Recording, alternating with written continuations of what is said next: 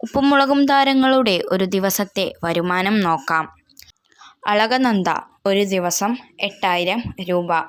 Baby Ameya ഒരു ദിവസം 8000 രൂപ.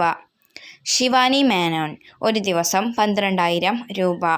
ബിജു സോപാനം ഒരു ദിവസം 20000 രൂപ. നിഷ സാരംഗ് ഒരു ദിവസം 20000 രൂപ.